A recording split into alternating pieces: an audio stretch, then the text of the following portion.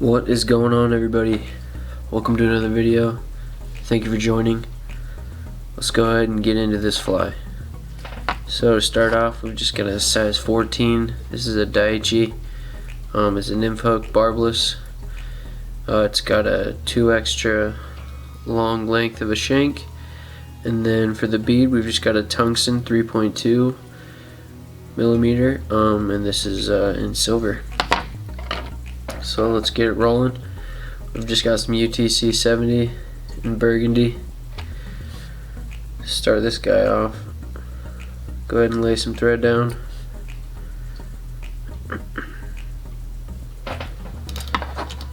For the tail of this fly, we're going to be using a little patch of squirrel fur. It's almost like rabbit, but it's a little more fine, a little spikier. So for the tail, you're not going to want to use too much, maybe a small pinch, about that much. So just go ahead, pinch yourself off a piece, snip it off the hide, and as you can see, there's a lot of fuzzies on this, so just go ahead and pull out all the fuzzy material. Pull out some of the longer fibers here. Now, this is generally going to be a shorter tail, so go ahead and take a loose wrap to secure it. A few tightening wraps, and then bring it back, your thread back. Now you've got a nice little spiky tail. Then you can secure the rest of those fibers. And there you go. So next we're just going to tie in the ribbing. For the ribbing, we're just going to use some flash here. This is just in the polar color.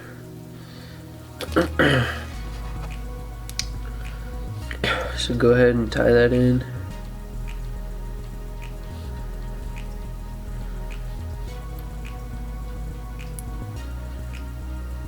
Once you have that secured, go ahead and lay some thread wraps down. Now for the body of the fly, we're going to be using some more squirrel, but this is just the spiky dubbing. It's from Wapsi. It's just made of squirrel. Kind of the same thing as our little patch here, just blend it up. So I just cut the corner on this, and I'm just going to slowly dub the body. Build up a thin noodle with this dubbing.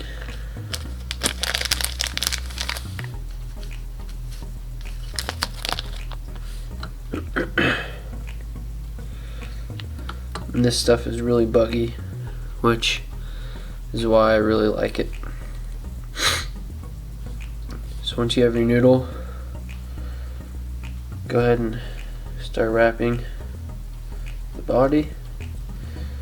Oops, might not have been tight enough here.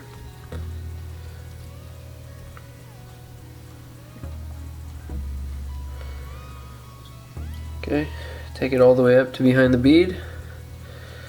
Now you can just go ahead and grab your flash and bring that through the body as a rib.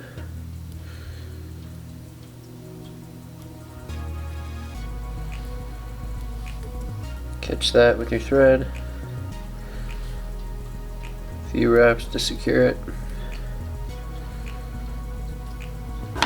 And you can snip it off. Now for the collar of this fly, we're going to be using a dubbing loop.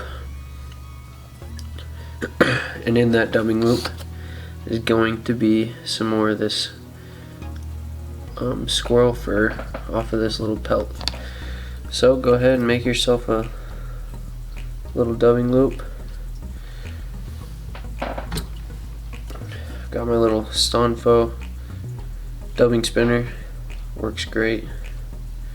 highly recommend getting yourself one if you like working with dubbing loops. So for this, we're just going to do the same. Go ahead and pick out a solid chunk, a little bit bigger than your tail here for the dubbing loop, but still not too much, because we don't need a super thick collar.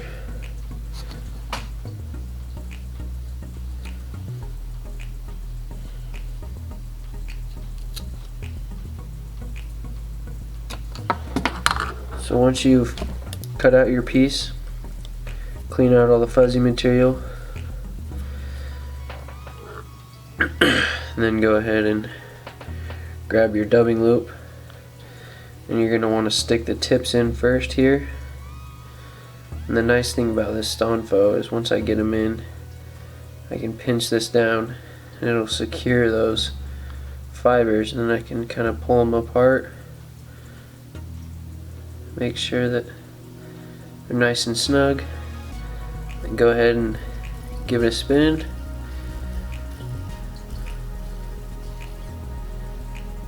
And there you go. Now you got a nice little dubbing loop rope. Now from here you can just go ahead and wrap this around your body. I like to just use the rotary feature, and the hairs are going to be kind of sticking out all over, but that's fine. Just go ahead and make sure you get them all in there.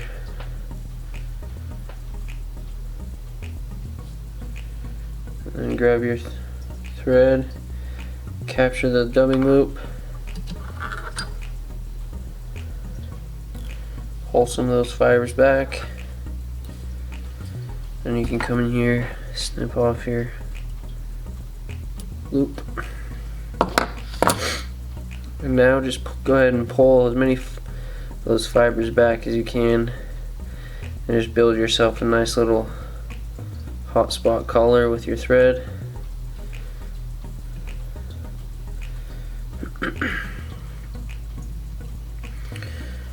Now you can come in here and whip finish.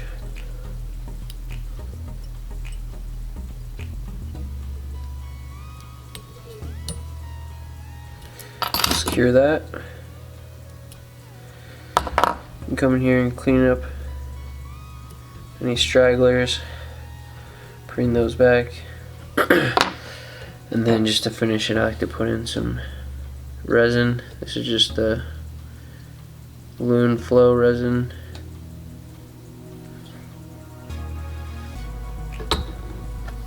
Cure that. A few seconds is all you need. And there you go. Thanks for watching. Go ahead and hit that like button, subscribe, and we'll see you next time.